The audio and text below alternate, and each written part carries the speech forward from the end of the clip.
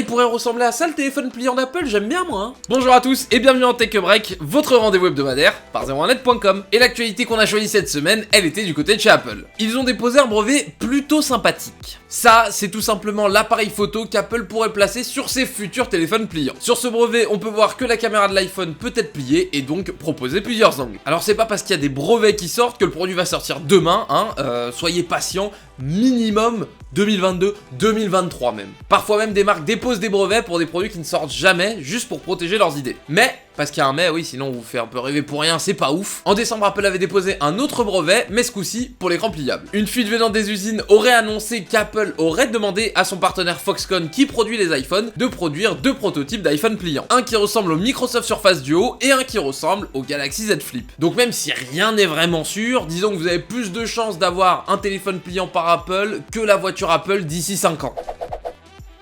Et le chiffre de cette semaine, c'est 93 millions d'euros. Et pour une fois, c'est pas un bénéfice. Non. C'est le déficit que devrait connaître la plateforme Salto en 2021. Rappel rapide au cas où, Salto, c'est le Netflix des groupes TF1, M6 et France Télé. On peut y retrouver les replays de ces chaînes-là, mais aussi des programmes originaux. Ça a été lancé en octobre 2020 et il y aurait quand même 200 000 abonnés selon une source en interne. On va pas se mentir, c'est pas fou. Alors certes, la période et le catalogue n'étaient pas les mêmes, mais Netflix à l'époque, en 2 semaines, avait réussi à attirer 100 000 abonnés en France. Ah, et dans les 200 000 potentiels abonnés de chez Salto, faut savoir qu'il y a tous les employés de chez TF1, M6 et France Télé, qui ont eu 6 mois d'abonnement offert. Ça ferait quand même 14 000 personnes, hein. C'est pas mal. Et surtout, et toujours dans ces 200 000 abonnés, il y a toutes les personnes qui ont pris l'essai gratuit d'1 mois.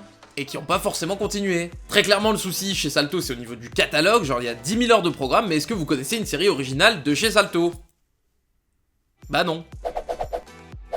Et place au concours, la semaine dernière on vous offrait votre chargeur sans fil de chez SanDisk et c'est Magic War qui l'a gagné, bravo à toi, va voir ton commentaire pour voir comment récupérer ton cadeau. Et cette semaine, très gros cadeau, on vous offre votre Oppo Reno 4 Pro 5G, il est là, il est beau, il est bleu. Pour participer, c'est très simple, ça se passe sur notre compte Twitter, on vous met un petit lien dans la description, et puis tout est écrit, petit RT, petit follow de chez Oppo pour la remercier, et c'est voilà, c'est tout simple.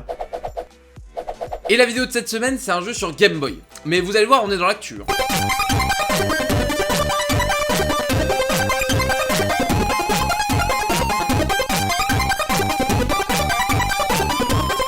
Voici The Shapeshifter. Et donc, oui, c'est un nouveau jeu qui va sortir sur Game Boy. Vous vous doutez bien qu'il y a une raison, parce que même les développeurs de Cyberpunk, ils ont pas osé un tel retard pour la sortie du jeu. Non, là, c'est à l'occasion des 31 ans de la console, le jeu est censé sortir en avril-mai en format cartouche, et fonctionnera sur votre Game Boy, si vous l'avez encore. Faut savoir qu'à la base, le projet, il est né d'une campagne Kickstarter qui a pas si mal marché que ça. Pour l'histoire du jeu, vous incarnez Elliot, un garçon qui a le pouvoir de se transformer en animal lorsqu'il en touche un, et vous allez devoir sauver le monde des elfes. Ah, j'ai dit qu'on était dans l'actu, hein, pas que c'était le nouveau Red Dead Redemption non plus, hein. Et la semaine dernière, on vous demandait si les jeux vidéo type Ring Fit, Wii Fit, tout ça vous motivaient à faire du sport, et vous nous avez répondu. HRZ53 nous dit que pour l'instant, les jeux vidéo pour faire du sport sont très peu répandus, mais qu'avec la VR, il y a un gros potentiel pour plus tard, et il nous précise aussi, et c'est vrai, que certaines salles de sport utilisent déjà le jeu vidéo pour motiver un peu les gens. Et pour Floflo, bien sûr que les jeux vidéo peuvent motiver à faire du sport, à l'époque il avait la Wii avec certains jeux qui faisaient pas mal bouger comme Mario et Sonic aux Jeux Olympiques, et petit Oculus Quest 2 pour Floflo à Noël, et du coup quand il en fait 1 heure, bah il est un peu fatigué.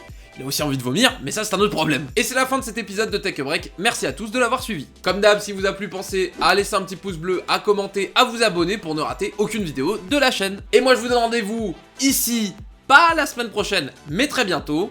Salut!